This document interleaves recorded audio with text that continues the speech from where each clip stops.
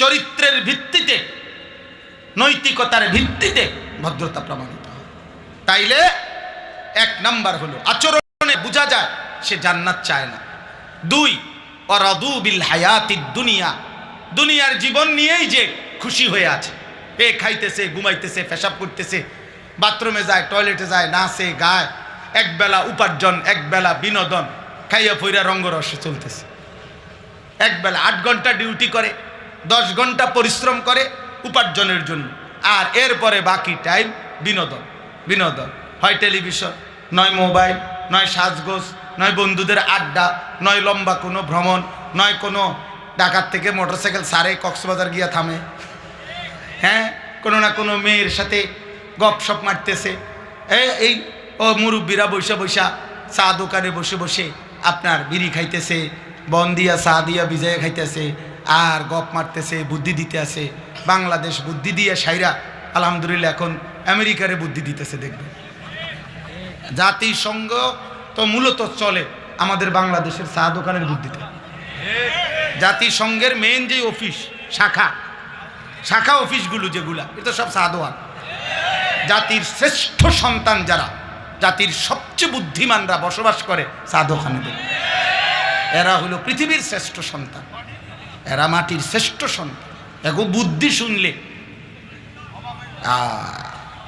বুদ্ধি শুনলে 2 থেকে 2.5 মাসের ভিতরে বাংলাদেশ বঙ্গোপসাগরে ডুববা সমান হয়েছে। আপনি কুল কিনারা পাইতেন। বেহুদা কথা। কি কথা? বেহুদা কথা। জীবন নিয়ে খুশি, জীবন নিয়ে খুশি। একবেলা উপার্জন, একবেলা বিনোদন। অধিকাংশ মানুষের জীবন এটা। দেখেন আপনি, একবেলা কোনো না কোনোভাবে উপভোগ করছে, একবেলা পরিশ্রম করছে দুনিয়া। 3 নাম্বার, ওয়াতমাআন্নু বিহা, যেটুকু দুনিয়া উপার্জন করেছে, অর্জন করেছে, এটুকুর উপরে নিশ্চিন্ত হয়েছে। নিশ্চিন্ত, এটা একটু বয়স্ক লোক যারা, তাদের বিষয়। অর্থাৎ এই পর্যন্ত যে দুনিয়া হয়েছে উনার, উনি আলহামদুলিল্লাহ খুশি, নিশ্চিন্ত। আমি নিজে প্রায় বলি, প্রতিদিন এটা আমি বলি, যে আমি নিজে জিজ্ঞাসা করছি চাচা, 60-65 বছরের বয়স্ক চাচাকে, চাচা কেমন আছে? চাচা বলতেছে আলহামদুলিল্লাহ ভালো আছে, আল্লাহ ভালো রাখছে, হুজুর ভালো রাখছে।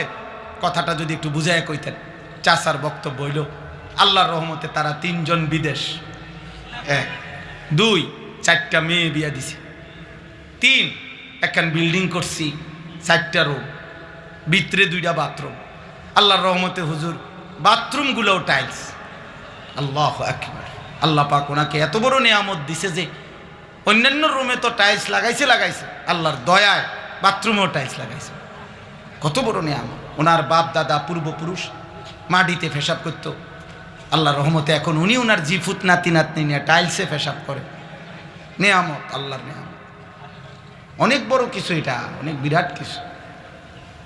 আল্লাহর রহমতে হুজুর রাস্তার লগে কদ্দুর জায়গা লইছি। দোয়া করবেন খাস করে, মানে রাস্তাটাও যাতে লই দাঁড়ে। খাস তো করে আমারে তো দায়িত্ব দিছে খাস করে দোয়া করতে, তো রাস্তার সাথে তার লইছেই, তো আর বেশি দোয়া করলে তো রাস্তা শুদ্ধই কিনবে বলে।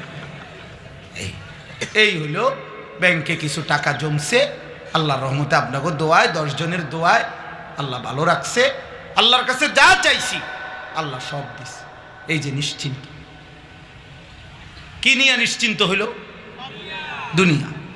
কি মিলাইয়া নিশ্চিন্ত হইল? আল্লাহ বলেন এই দুনিয়া নিয়ে যে নিশ্চিন্ত হয়েছে। 2 নম্বরে কি বলছে? দুনিয়া নিয়েই যে খুশি হয়ে আছে। 1 নম্বরে কি বলছে? চলাফেরা, আচরণে, উচ্চারণে জান্নাত চায়, এটা বোঝা যাচ্ছে না। 4, ওয়াল্লাযীনা হুম আন আয়াতিনা গাফিলুন। 4 নম্বর হলো আমি আল্লাহর আয়াত, আমার বিধান, আমার হুকুম, হালাল হারাম, আমার আদেশ নিষেধের ব্যাপারে পূর্ণ গাফেল হয়ে আছে। আলহামদুলিল্লাহ উনি অনেক কিছু জানে। উনি বিএস, সিএস, আরএস, খতিয়ান সব বোঝে। উনি রড মিস্ত্রি, সিমেন্ট মিস্ত্রি, রাজমিস্ত্রি, কাঠ মিস্ত্রি, স্যানিটারি মিস্ত্রি সব চিনে। দুনিয়ার 10 গ্রামের মেল, মিটিং, দেন দরবার, মাতবুরি সব উনি বোঝে। শুধু তাব্বাতিয়াদা সূরাটা শুদ্ধ হইতে পারে। এই এনে একটু সমস্যা। সমস্যাটা শুধু আত্তাহিয়াতু নিয়া, এইটা যে ঠিক মতো কইতে পারে না। দোয়ায় কুনুত জিজ্ঞাসা করবেন না, হুজুর আমরা তো সাধারণ মানুষ তো, অথবা আমরা তো জেনারেল শিক্ষিত মানুষ তো, এই জন্যই তো দেখতেছেন আমরা ইংরেজি উচ্চারণ করি শুদ্ধ, আমরা বাংলা উচ্চারণ করি শুদ্ধ, কিন্তু আমরা কোরআন উচ্চারণ করি অশুদ্ধ। লজ্জা লাগে না আপনার মিয়া?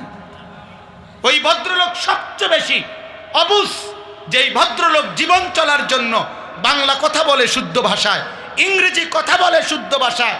এই মুসলমান, আল্লাহকে সেজদা করার জন্য, নামাজ পড়ার জন্য তুমি আল্লাহ কোরআন পড়তে পারবা না কেন শুদ্ধ ভাষায়? এতটুকু বিবেক আপনার আকলে যদি না থাকে, আপনি কিসের শিক্ষিত হইলেন? আপনি উপার্জন বুঝলেন? ইউরোপ আমাদেরকে এটা বুঝাইছে, ম্যান ইজ ইকোনমিক্যাল অ্যানিম্যাল।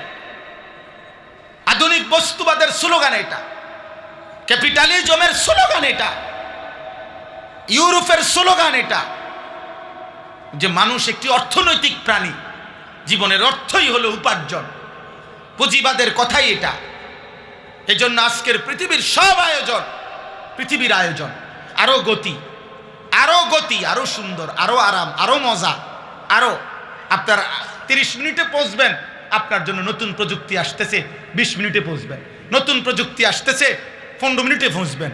আপনার এটা 3G, এই দ্রুত 4G আসতেছে, 4G দ্রুত 5G আইতেছে, 5G দ্রুত 6 আইতেছে। মানে গতি, দ্রুততা, আরো গতি, আরো মজা, আরো আরাম, আরো আনন্দ। যান্ত্রিক পৃথিবীর উৎকর্ষ, প্রযুক্তিগত পৃথিবীর উৎকর্ষ, এই হলো জীবনের আয়োজন, দুনিয়ার আয়োজন। আল্লাহর কসম, আল্লাহর কোরআন, রাসূলুল্লাহ সাল্লাল্লাহু আলাইহি সাল্লামের 23 বছরের জিন্দেগি আখিরাতের আয়োজন। এখানে জীবন সাজায়, এখানে আখিরাত সাজায়। বাংলা বই জীবন সাজায়, কোরআন আখিরাত সাজায়। পদার্থবিজ্ঞান জীবন সাজায়, জীববিজ্ঞান জীবন সাজায়। আল্লাহ রসুলের জিন্দেগি আখিরাত সাজায়, আখিরাত সাজায়, জাহান্নাম থেকে বাঁচায়, জান্নাতের পথ দেখায়। অতএব কোনোদিনও জেনারেল শিক্ষা এবং কোরআন সুন্নাহর মাদ্রাসা শিক্ষা এক হবে না, কোনোদিনও এক হবে না। ঢাকা চিটাঙের যাত্রী এক বাসে যাইতে পারত না। ঢাকা চিটাং 2 জায়গার যাত্রী একই বাসে গন্তব্যে পৌঁছতে পারবেন। আমি যাবো ঢাকায় দিকে, আপনি যাবেন চিটাং দিকে, বাস ভিন্ন, বাস অবশ্যই কি ভিন্ন বাসে উঠতে হবে, এক বাসে পৌঁছা যাবে। এজন্য পৌঁছা যাবে, এজন্য জেনারেল শিক্ষা হারাম না, খোদার কসম হারাম না। বাংলা, অঙ্ক, ইংরেজি, পদার্থ, জীববিজ্ঞান হারাম না, হারাম না, নিষিদ্ধ না। আমি কুমিল্লা ভিক্টোরিয়া কলেজ থেকে মাস্টার্স পাস করছি, জেনারেল পড়ালেখা আমরা পড়ছি, সায়েন্স বিজ্ঞান বিভাগ থেকে দাখিল এসএসসি পাস করছি। অতএব আমি নিষেধ বলছি না, হারাম বলতেছি না, কিন্তু আল্লাহ বললেন কেন, আখিরাত বললেন কেন? 16 বছরে এই মুসলমানের সন্তান, 16 বছরে তুমি কতগুলো বই পড়লা? মালিকের একটা কিতাব আল্লাহর কোরআন, এটা পড়লা না কেন? কয়টা ভাত খাওয়ানোর জন্য, দুনিয়া চলবার জন্য এত কিছু শিখলা আব্বা, তা আসমানের রবের কাছে ফিরার জন্য, জাহান্নাম থেকে বাঁচার জন্য, জান্নাতি হওয়ার জন্য আল্লাহর কালাম পড়লেন না কেন? এটা হুজুরদের কিতাব, মাদ্রাসার কিতাব, এটা এটা তো পৃথিবীর কিতাব, এটা তো জাতির জন্য, এটা মানবতার জন্য, এটা কুল কায়নাতের জন্য। আল্লাহ আমাদেরকে বুঝ দান করে।